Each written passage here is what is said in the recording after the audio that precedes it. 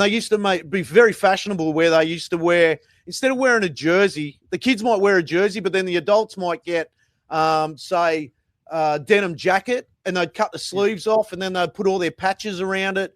They'd wear a scarf on their wrist and scarves around their neck. So through the 70s and probably early 80s, it was so fashionable to do those types of things, and then they'll go beat the shit out of someone or an opposition. You know what I mean? Like it was, and it's good that like fashion's starting to come back for jersey. I think we really lost that. I think that period. I was just about to say, like, I think from like 70s, like we're mentioning now, but then obviously maybe even later, almost like all the way through to the 90s, like that terrace culture almost had like a style, like its own style. And I think that obviously over the years kind of changes, and we kind of we build football shirts into our lifestyle a little bit more. I think because it's a personality thing now as well, especially in a country where a lot of us watch Premier League and have a Premier League team, for example, right, or an overseas team. So wearing it is almost like a bit of you're from here, or you might not be, but you might have origins from there, or you might just support the club for whatever reason. But it's I think it's a nice way to connect a bit about who you are into like your day-to-day life. 100%. And that's the thing with like losing the NSL and everything like that in Australia. Like, you imagine if a lot of those jerseys, I know there's a lot of A-League collectors now and like NSL collectors. Mate, I think Australia's lost that culture from the 70s and early 80s. Like, I used to go and watch Melita Eagles play a lot. Like, and I know Manchester United were part of Melita Eagles at one stage where United used to, I've even got a jacket with Manchester United, and they're part of Melita Eagles. They used to try and run the southern branch of selectors from here. I've got a jacket from there.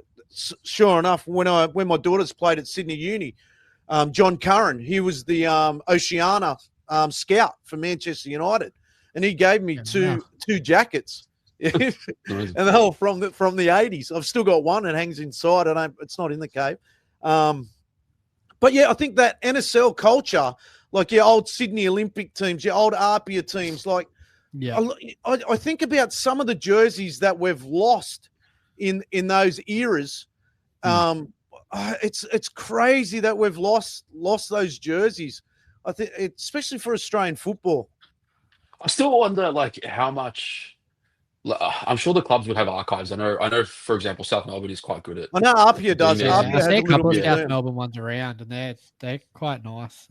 Yeah, and like I think Dan Preston. I've seen, like, if you go through the club rooms, they've got them on display, and I know they hold them up through the archives. The Australian Championships opener against Sydney Olympic, they actually I think there's a couple of DJs that were set up next to the stall that we had, and they put them both in like the 91, 92 or 90-91 season. That's awesome. Kits. So they both got like the Marathon Food sponsored kits, and we're just like, whoa, like we've got a whole shop, and that's still the coolest shirt here. Like, this is insane.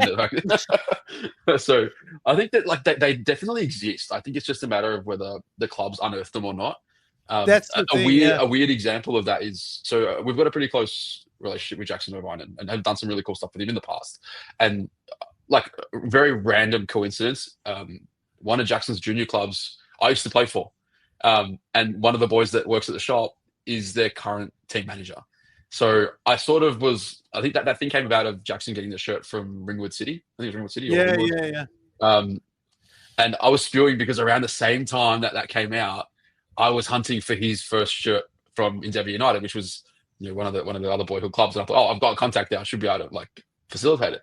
And we found a couple. One was actually one of it was current player at the time, and a good mate of mine. He's like, I'm going to hold it. I want to give it to my son. He's now a life member at age like 33. So it was kind of like good thing that he hung on to it. But it's like, these things still exist, even though they're 30 odd years old. It's like, okay, I'm sure if we pushed it a little bit more, went to a club with like a massive history, especially to like an NSL tier, there's got to be stuff. Maybe there might not be NSL now, but I'm sure, like, I don't know, maybe I'm thinking like Bulleen was the first club that came to mind, but I think there's a bit of an identity crisis in there with them. But yeah, there would be other clubs that that maybe once were big that now aren't so big, that have this archive in their locker room somewhere, that it would be amazing to see.